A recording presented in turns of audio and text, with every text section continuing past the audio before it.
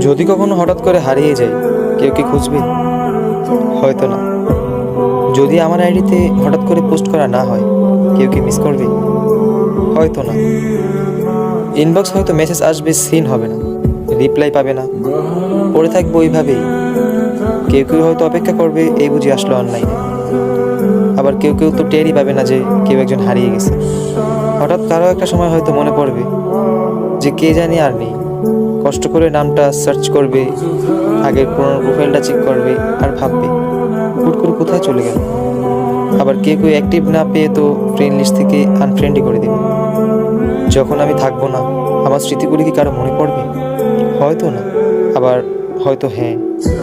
তবে হারাতে হবে, হারাতে হয়। কেউ আয়োজন করে হারায়, কেউ হুট করে হারায়। আমি না হয় হুট করেই হারিয়ে যাব।